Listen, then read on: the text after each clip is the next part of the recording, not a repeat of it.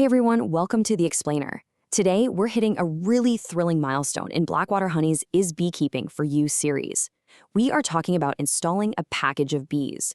Taking possession of those first bees is literally one of the most exciting things you'll do as a beekeeper. But it's also a moment that calls for patience, a super calm demeanor, and a lot of precision. We absolutely have to keep the bees safe, keep their stress levels down, and manage the whole process so the workers actually accept their new queen. So let's dive right into it.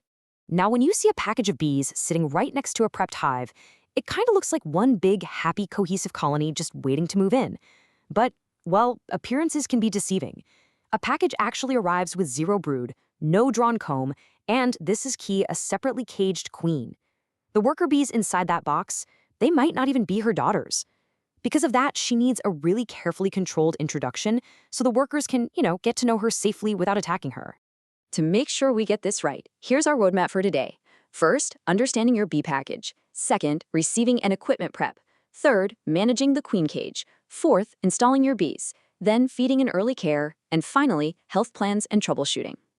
All right, let's start with section 1, understanding your bee package. What is actually inside that box? So, a package is fundamentally different from a nucleus colony or a nuke. It's really just a screened shipping cage packed with thousands of adult workers, a feed can, and a separately caged queen.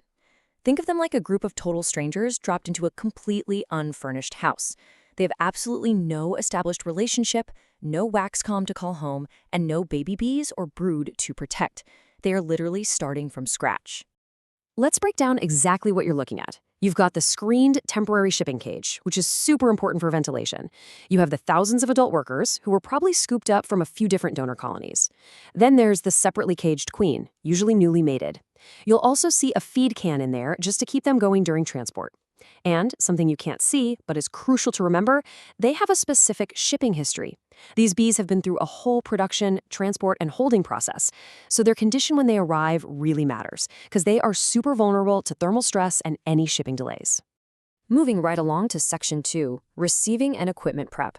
Here's exactly what to do the moment your bees arrive. Okay, as soon as you get your hands on them, do an immediate visual inspection. Check that the container's screens and lids are totally secure. Look at the living cluster inside. A little bit of mortality is normal, but if there's a massive loss of bees, you need to document that right away. Also, verify that the queen is alive in her little cage. And next up, protect them from extreme temperatures. Seriously, never leave a package in a closed, parked car or sitting out in direct sunlight. Now, if the weather is terrible and you have to delay the installation, always rely on your specific supplier's guidance for temperature and holding. Don't just follow some arbitrary rule you found on an internet forum. Finally, before you pry open that package, make sure you stage all your hive equipment, tools, and protective gear. You want the whole shebang ready to go before the bees are in the air. Which brings us to section 3, managing the queen cage. This is absolutely the most critical component. I really want to hammer this point home. It's a massive guardrail for us.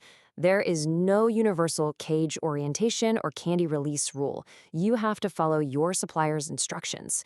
Queen cages vary wildly depending on who manufactured them. Some have candy at one end, some at both ends. Some use plastic tabs, others have these specific release tubes.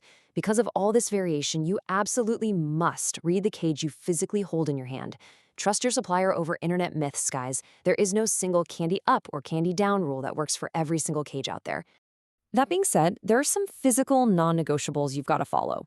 First off, make sure you identify the correct release end. If you pull the wrong plug, your queen is just going to fly away, and that's a really bad day. If you do need to puncture the candy to help the bees out, do not push your tool toward the queen or her attendants. It's way too easy to slip and injure them. When you finally place her cage into the hive, make sure the screen on the cage is accessible. The worker bees need to be able to feed her right through that mesh. And lastly, secure the cage tightly between the frames. It absolutely cannot fall to the bottom board, and you want it snug so it doesn't force the bees to build a bunch of messy, wild comb around it. All right, section 4, installing your bees. This is the big moment, moving the workers to their new home. Basically, there are two primary ways to do this. The conventional method is the shake or pour. This is where you remove a few center frames, get the queen cage secured in there, and then use controlled, deliberate motions to literally shake or pour the worker bees directly into that empty space before gently putting the frames back. The other way is the box and hive or no-shake method. This is where you place the opened package inside an empty upper box and just let the bees walk out and find the queen on their own time. Now, while the no-shake method sounds great because it's less hands-on, it isn't automatically the better choice. If you use it, you have to be super timely about removing that empty box later. If you leave it in there too long, the bees are going to start building unintended, crazy comb all over that empty space. Let's look at Section 5, Feeding and Early Care. This is all about setting the colony up for success right out of the gate. You might have heard people talk about misting bees with sugar syrup before installing them. Let's clear this up. A sugar syrup mist is a useful tool, not an automatic ritual you just have to do.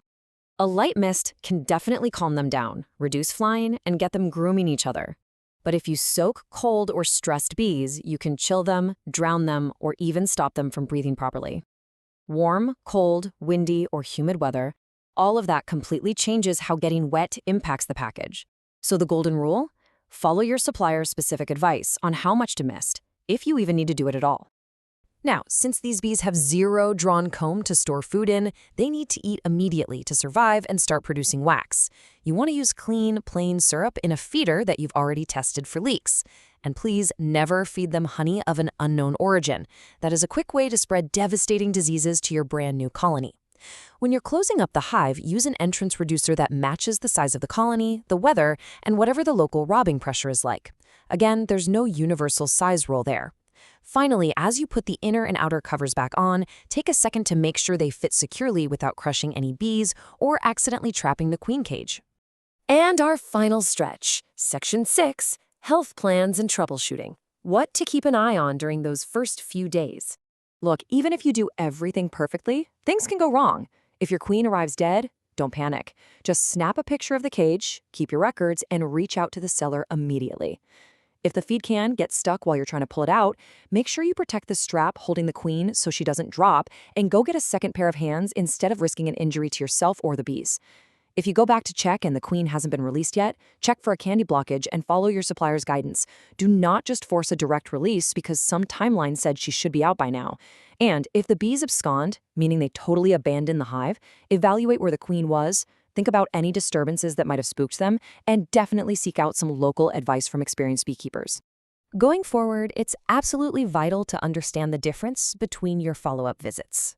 A queen release check is a super quick, brief peek inside done on the exact schedule your supplier gave you just to see if the queen actually made it out of her cage.